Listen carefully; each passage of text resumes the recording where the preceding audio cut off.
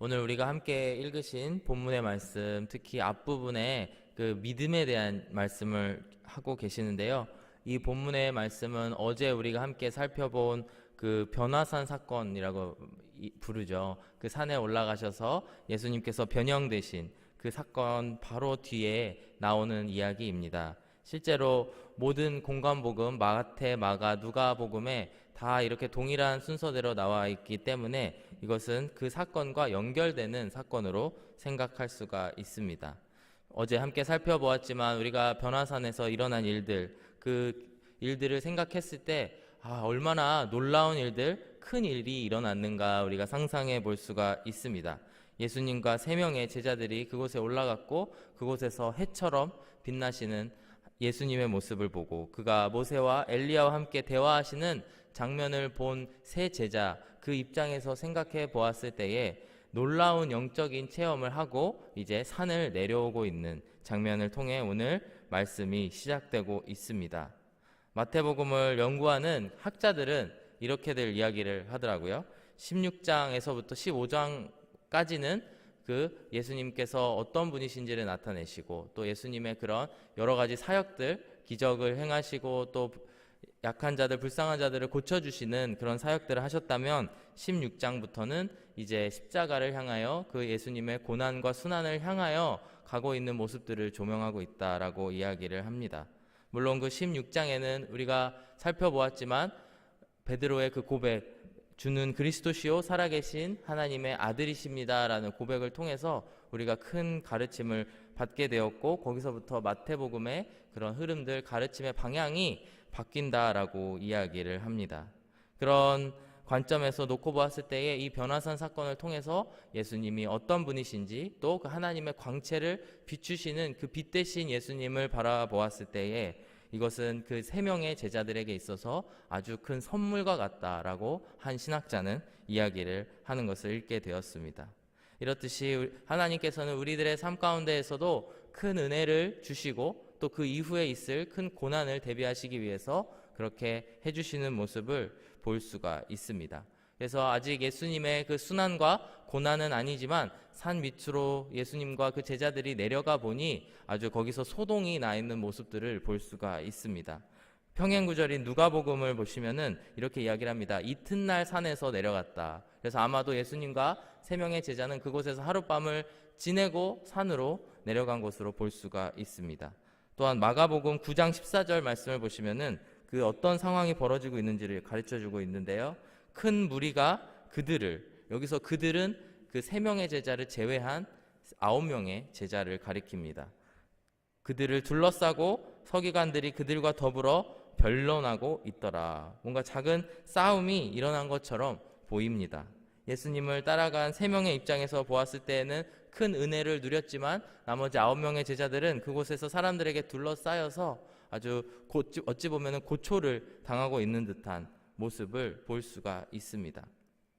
어떤 일이 그들에게 벌어졌을까? 이제 마태복음 우리가 읽은 앞에 14절, 15절 부분을 읽어보시면 알 수가 있는데요. 한 사람이 예수님과 그 3명의 제자에게 나와서 이렇게 이야기를 합니다. 나에게 15절 말씀에 아들이 있는데 그 아들이 간질로 심하게 고통을 받았고 자주 불에도 던져지며 물에도 넘어지는지라. 16절 말씀을 보시면 내가 주의 제자들에게 데리고 왔으나 능히 고치지 못하더이다 라고 말씀을 합니다. 한 사람이 그 귀신 들린 아들을 데리고 와서 고쳐달라고 제자들, 예수님이 없는 상황에서 남은 제자들에게 다가왔으나 정작 그들에게는 그 병을 고칠 능력이 없었다는 것입니다. 그래서 그들 가운데에서 큰 소동이 일어났고 그래서 그런 일들로 시끄럽게 산 밑에서 일들이 벌어지고 있는데 예수님께서 제자 3명과 함께 내려오시게 된 것입니다. 어떤 소동이 벌어졌을까 아마 잘 상상이 되실 거라고 생각합니다. 예수님을 믿지 않은 서기관들이 마구 손가락질하면서 그들을 헐뜯지 않았을까 상상을 해봅니다. 아이고 자기들 선생이 있을 때에는 마치 엄청나게 거룩한 척, 능력이 있는 척 그렇게 하더니 선생이 떠나고 나니 선생이 그들과 함께 있지 않으니 아주 능력도 없고 아무것도 없구나. 그 무리들 가운데서도 몇몇 사람들은 그렇게 생각하지 않았을까 생각을 합니다. 아이고 너희들끼리만 있으니까 아무것도 못하는구나. 이렇게 무시를 하면서 그들 안에 그 소동이 일어났던 것이 아닐까 생각을 해봅니다. 어찌되었든 이 9명의 제자들의 입장에서 보았을 때에는 아주 굴욕적인 사건, 정말 잊지 못할 그런 사건이 아니었을까 생각을 합니다. 하지만 그들을 비판하는 사람들이 하는 말들은 모두 그 말들이 사실이죠. 그들은 예수님과 떨어지니까 그 능력을 잃어버리고 말았습니다. 예수님 곁에 딱 붙어 있을 때에는 마치 그 예수님의 능력이 나의 능력인 것처럼, 예수님의 그 모든 메시지가 나의 메시지인 것처럼 살아왔지만, 잠시 딱 하룻밤을 예수님과 떨어지고 나니 그들 안에 능력도 없어지고 그들에게 임했던 그 천국의 모습들이 사라지는 것을 볼 수가 있습니다. 저는 이 말씀이 저희들에게 시사하는 바가 아주 많다고 생각을 합니다. 우리가 살아가면서 마치 너무나 좋은 신앙적인 상황에 있을 때에는 예수님과 함께 있다 그러면서 너무나 기뻐하지만, 저에게 아주 작은 고난이라도 찾아왔을 때에는 마치 예수님이 없는 것처럼 행동하고 또 예수님을 믿지 않는 사람처럼 행동하는 경우들이 종종 있었고 앞으로도 또 있을지 모릅니다. 하지만 이런 가운데에서 예수님께 왜 예수님 저에게는 이런 능력이 없어졌을까요? 왜 저에게는 이런 약한 모습들이 드러난 것일까요? 라고 여쭤보고 싶었는데 마침 제자들이 그 말씀을 여쭤보고 있습니다. 오늘 본문 16절과 17절의 말씀을 함께 보시겠습니다. 16절 말씀해 보시면 내가 주의 제자들에게 데리고 왔으나 능히 고치지 못하더이다. 19절 말씀입니다. 이때에 제자들이 조용히 예수께 나와 이르되 우리는 어찌하여 쫓아내지 못하였나이까. 예수님께서 20절 말씀에 이렇게 대답을 하십니다. 이르시되 너희 믿음이 작은 까닭이니라. 진실로 너희에게 이르노니 만일 너희에게 믿음이 겨자씨 한 알만큼만 있어도 이 산을 명하여 여기서 저기로 옮겨지라 하면 옮겨질 것이요 또 너희가 못할 것이 없느니라. 예수님께서는 아주 명확하게 이야기를 합니다. 너희에게 믿음이 없기 때문에 너희들이 그 능력을 잃어버린 것이다 라고 말씀을 하고 계십니다. 사실 오늘 본문을 같은 스토리의 이야기이지만 마가복음과 마태복음을 통해서 이야기하는 그 관점이 약간 다름을 알 수가 있습니다. 마가복음의 말씀을 보시면은 마가복음 9장 22절과 23절 말씀을 보시면 우리가 아주 잘 아는 말씀입니다. 귀신이 그를 죽이려고 불과 물에 자주 던졌나이다. 그러나 무엇을 하실 수 있거든 우리를 불쌍히 여기사 도와주옵소서. 예수께서 이르시되 할 수 있거든이 무슨 말이냐? 믿는 자에게는 능히 하지 못할 일이 없느니라. 이렇게 말씀을 하시면서 마가복음의 말씀은 사실 그 예수님의 기적, 예수님의 그 능력을 받는 그 수혜자의 입장, 그 복을 받는 사람의 입장에 초점을 맞춰져 있다면, 반면에 마태복음은 17절에서 이렇게 이야기합니다. 예수께서 이르시되 믿음이 없고 패역한 세대여 내가 얼마나 너희와 함께 있으며 얼마나 너희에게 참으리요 그를 이리로 데려오라 하시니라. 사실 마태복음은 그 하나님의 능력을, 예수님의 능력을 전하는 그 복의 통로가 되는 이 제자들의 입장에서 쓰여졌는데, 너희들이 믿음이 없어서 그 역할을 하지 못한다라고 20절 말씀을 통해서 이야기했다라고 말씀을 드렸습니다. 이렇듯이 우리가 그 능력을 받는 입장, 그 은혜를 받는 입장이든 그 은혜를 베푸는 통로의 입장이 되었든지 간에 우리에게 필요한 것은 오직 믿음이다라는 것을 오늘 말씀은 이야기를 하고 있습니다. 우리가 능력을 받는 것뿐만 아니고 그 통로가 되기 위해서도 반드시 우리가 믿음 안에 예수님을 믿고 따라갈 때에만이 가능하다라는 말씀을 하고 계십니다. 오늘 20절 말씀을 조금 더 상세하게 보시면 이렇게 말씀하십니다. 이르시되 너희 믿음이 작은 까닭이다 라고 이야기를 하시고, 또 우리가 잘 아는 단어이지만 겨자씨 한 알만큼만 믿음이 있어도 너희들이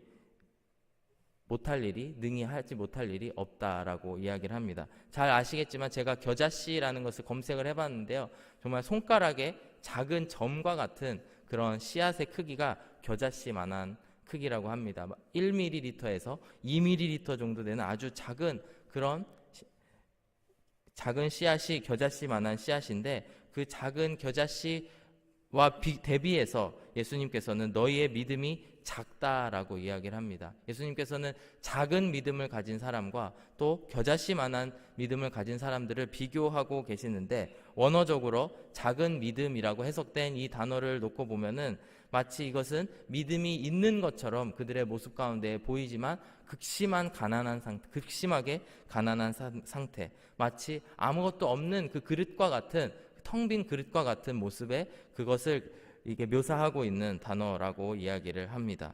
마치 오늘 본문에서 말씀처럼 제자들이 예수님의 주위에 따라다니면서 아직 제자로 가르침을 받고 있기 때문에 완전하지는 못하지만 그들이 마치 예수님을 잘 따르는 사람인 것처럼 모습을 보이고 있지만 정작 그들 가운데에는 믿음이 없는 모습을 가르치고 있습니다. 반면 예수님께서 말씀하신 겨자씨 같은 믿음, 겨자씨만한 믿음을 가진 사람들은 겉으로 보기에는 아주 작아 보이고 별 볼 일이 없어 보이지만 그 안에는 확실한 하나님의 믿음이 있어서 그 안에는 생명력이 있고 그 안에는 능력이 있는 그런 믿음의 사람들을 이야기를 합니다. 제가 이 말씀을 묵상하면서 영어 단어 한 개가 생각이 났습니다. few라고 하는 단어, 아주 적다라고 하는 그 단어가 있지 않습니까? 근데 여러분 few와 a few, a라는 그 관사가 붙으면 그 단어의 의미가 완전히 바뀌게 됩니다. few라고 하면은 수가 많지 않은 굉장히 적은 그 양을 이야기합니다. 하지만 a few라고 하면은 어느 정도, 조금, 어느 정도 있는, 그래서 반어적인 용례로 아주 많다라는 해석도 가능한 단어가 a few라고 하는 단어라고 합니다. 둘 다 표면상으로는 적다, 작다라는 의미이지만 그 단어가 쓰여질 때에는 A 하나가 붙음으로 인해서 아주 그 의미가 반대가 될 수 있는 그런 영어의 용례를 볼 수가 있는데요.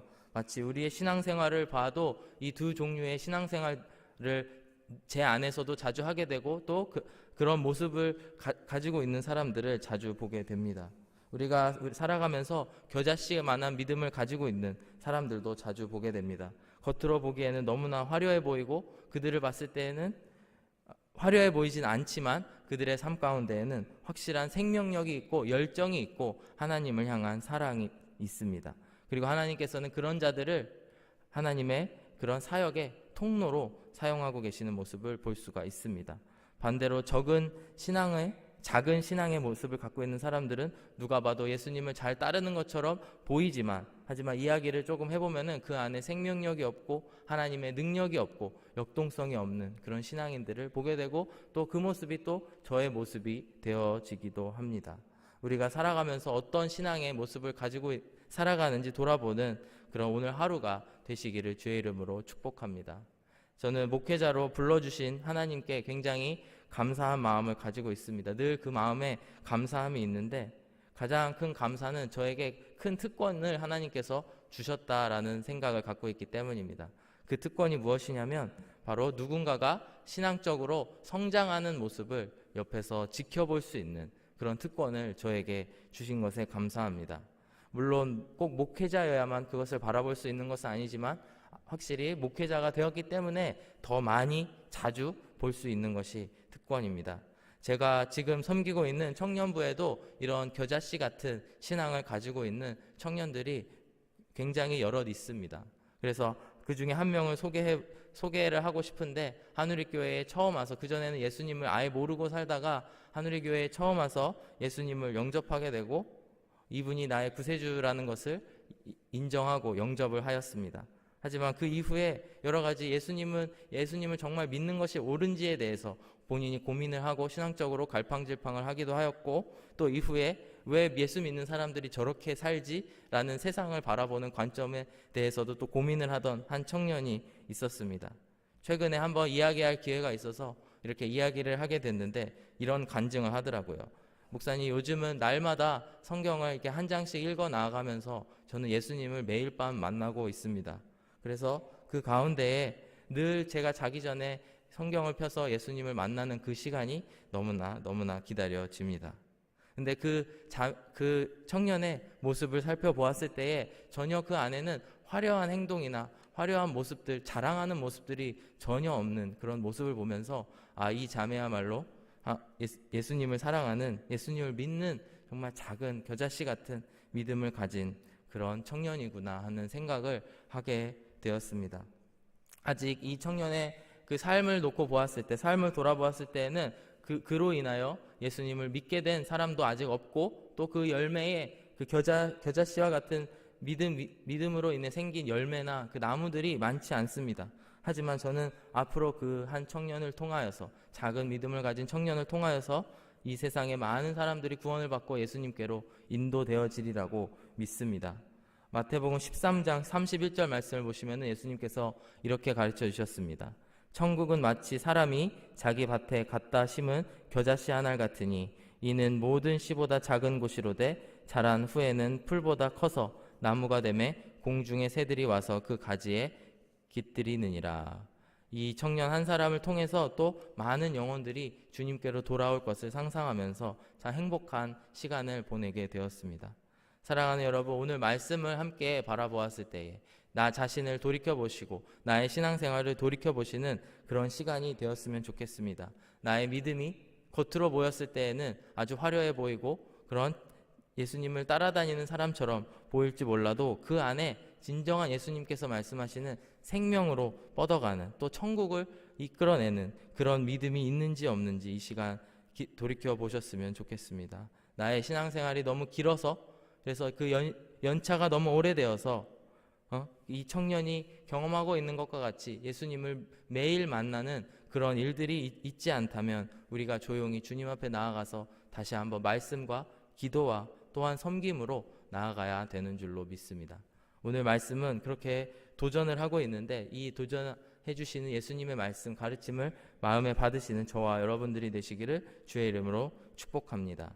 오늘 21절 이하의 말씀을 보시면은 이제 겨자씨와 같은 믿음을 가진 사람들의 그런 이 말씀과 직접 연결되는 말씀은 아니지만 우리가 이걸 통해서 적용해 볼 수 있는 말씀이 있습니다. 바로 우리가 겨자씨만한 믿음을 갖고 있다면 우리가 세상을 살아가면서 또한 어떻게 살아갈 수 있는지에 대해서 이야기를 하고 있는데, 우선 21절에서 23절 말씀을 보시면 믿음의 사람들은 하나님의 계획에 순종하고 두려워하지 않는다라는 것을 알 수가 있습니다. 21절에서 23절 말씀을 다 함께 읽어보시겠습니다. 이때로부터 예수 그리스도께서 자기가 예루살렘에 올라가 장로들과 대제사장들과 서기관들에게 많은 고난을 받고 죽임을 당하고 제3일에 살아나야 할 것을 제자들에게 비로소 나타내시니, 갈릴리에 모일 때에 예수께서 제자들에게 이르시되 인자가 장차 사람들의 손에 넘겨져 죽임을 당하고 제3일에 살아나리라 하시니 제자들이 매우 근심하더라. 이 믿음이 적은 자의 모습들을 제자들을 통해서 우리에게 보여주고 계십니다. 예수님을 따라다니면서 배우고 있지만 아직 완전한 제자의 모습, 사도의 모습을 갖추지 못한 제자들은 매우 근심하고 예수님의 그 장차 일어날 십자가 사건에 대한 증언을 듣고 두려워하는 모습을 볼 수가 있습니다. 하지만 작은 겨자씨만한 믿음을 가진 사람들이라면 그 말씀 메시지를 들었을 때에 그 말씀을 이해하진 못하지만 그 가운데에 따라갈 수 있는 그런 마음을 우리가 가질 수 있다고 생각합니다. 마치 하나님의 마지막 심판의 때가 어떤 사람들에게는 구원이고 어떤 사람들에게는 생명이지만 반면에 다른 사람들에게는 저주이듯이 하나님의 사람들은 하나님의 그 계획을 듣게 되면 그 말씀을 듣고 기뻐한다라는 것입니다. 이렇듯이 우리도 하나님의 말씀을 믿고 살아가실 때에 그 하나님의 계획과 하나님의 그 말씀을 믿고 기뻐하시는 저와 여러분들이 되시기를 주의 이름으로 축복합니다. 또 마지막 24절에서 27절의 말씀을 함께 보실 텐데, 이곳에서는 또 세상 가운데에 우리가 그 세상적인 책임을 이야기하고 있습니다. 우리가 믿음의 사람이 되었을 때에 이런 세상의 책임에 더 적극적으로 반응하고 또 당당해질 수 있음을 배울 수가 있습니다. 24절에서 27절의 말씀을 함께 읽어보시고 오늘 말씀을 마무리하도록 하겠습니다. 가버나움에 이르니 반세겔 받는 자들, 그 성전세를 받는 자들이 베드로에게 나와 이르되 너의 선생은 반세겔을 내지 아니하느냐? 이르되 내신다 하고 집에 들어가니 예수께서 먼저 이르시되 시몬아, 내 생각은 어떠하냐? 세상 임금들이 누구에게 관세와 국세를 받느냐? 자기 아들에게냐 타인에게냐? 베드로가 이르되 타인에게 니이다. 예수께서 이르시되 그렇다면 아들들은 세를 면하리라. 그러나 우리가 그들이 실족하지 않게 하기 위하여 내가 바다에 가서 낚시를 던져 먼저 오르는 고기를 가져 입을 열면 돈 한 세겔을 얻을 것이니 가져다가 나와 너를 위하여 주라 하시니라 말씀을 합니다. 예수님의 메시지를 정리하면 이렇습니다. 성전의 주인 되신 하나님, 그 아버지의 아들이신 예수님은 성전의 주인이기 때문에 성전세를 내지 않아도, 그 세금을 내지 않아도 된다라는 것을 베드로에게 가르쳐 주고 계십니다. 하지만 예수님께서는 세상 사람들이 보고 시험에 들지 않기 위해, 실족하지 않기 위해서 우리는 그 세상적인 책임, 우리가 천국 백성이 되어서 더 이상 세상에 속한 자가 아니고 하나님의 나라에 속한 자들이지만 그 세상의 그런 기준들을 마땅히 따라가야 된다라는 것을 가르쳐 주고 계십니다. 그 모든 베이스에는 예수님의 사랑이 우리에게 전달이 되는 것을 알 수가 있습니다. 이 세상 사람들, 아직 예수님을 믿지 않고 구원받지 않는 사람들의 눈으로 보았을 때에 왜 저 사람은 세상적인 저런 책임을 다 지지 않느냐라고 이야기했을 때 그것으로 시험에 빠지지 않게 하기 위해서 우리는 또 하나님 앞에서 그 세상적인 책임을 다해야 한다라는 것입니다. 우리가 하나님에 대한 믿음을 가지고, 예수님에 대한 믿음을 가지고 살아갈 때에 우리 안에 이런 세상적인 일들에도 적극적으로 감당할 수 있는 일들이 벌어진다고 말씀은 이야기하고 있습니다. 사랑하는 여러분, 예수님께서 책망하시는 그런 적은 믿음을 가진 자들이 아닌 그 겨자씨와 같은 생명력이 있는 믿음을 가지시는 저와 여러분들이 되시기를 주의 이름으로 축복합니다. 함께 기도하시겠습니다. 사랑의 주님, 감사합니다. 오늘 이 아침에 주님의 말씀을 통하여 우리들의 신앙을 다시 돌아보고 주님 앞에 나아가기를 원합니다. 사랑의 주님, 우리들이 화려한 행동의 모습들을 보이지만 그 안에 믿음이 없는 그런 신앙인들이 되지 않게 하여 주시고, 반면에 작아 보이지만 그 안에 살아서 생명력이 있는 그런 겨자씨와 같은 믿음을 가지고 살아가는 저와 모든 성도님들 되게 하여 주시옵소서. 감사드리며 예수님의 이름으로 기도드렸습니다.